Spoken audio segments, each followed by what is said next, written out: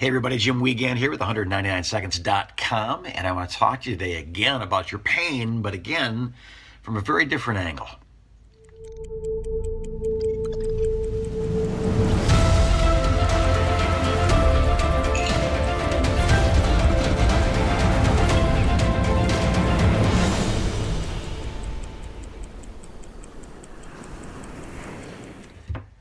So we say things like we said yesterday about making sure your soul is functioning properly. That you can't find your pain unless your soul is rested. Unless you have something to give, you just look for ways not to.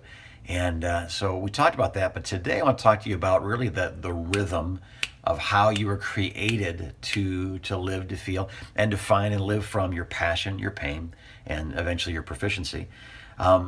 In the Garden of Eden, God talks to Adam and he gives him the most significant to-do list in the history of mankind. He says, you see those mountains? I want you to climb them. You see those oceans?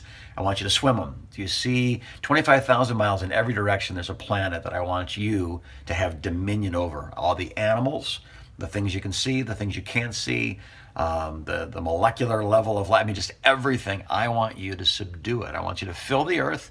I want you to subdue it. In other words, God said, here's your to-do list. Are you ready, Adam? And Adam says, yes, I'm ready. Go, okay. Everything, everywhere, for all time, that's your to-do list. You think you've got a lot to do. And this is what is fascinating, is that was on the sixth day. God creates Adam. They had this conversation, fill the earth, subdue it, name the animals, go everywhere, do everything. But then the seventh day, like it was the seventh day of creation, but it was Adam's first day. This is what God said. On your mark, get set, rest. Don't go anywhere. Before you go after this huge to-do list, I want you to spend time with me.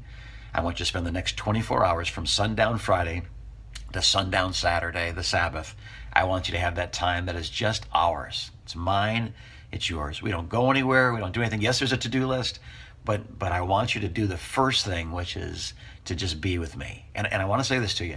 If you're going to have this excellent life, this life where you know your why and you live passionately and painfully from your proficiencies to accomplish your purpose, you're going to have to take significant time alone with God. You're going to need days of rest.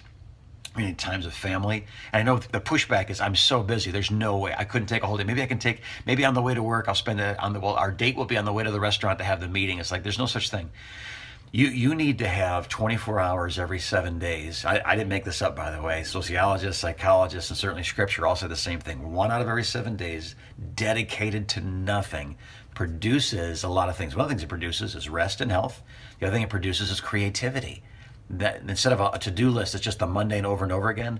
When you have time to rest, these great ideas come from just a mind at rest, from a heart at peace, from a body that's relaxed. We go away on vacation, and all of a sudden we come back with this new sense of vigor, and I've got these ideas, and I've got the emotional capital to deal with issues. Well, we're supposed to have a vacation every single week, 1 day, every single week. So if you're trying to find your pain and your heart just is resisting, I would just say, I think beyond maybe going to a seminar or reading a book, or just maybe instead of doing, you stop doing. Be still and let your head and your heart catch up to that rhythm. 6 days we work hard. But the seventh day, we rest. I'll talk to you again tomorrow.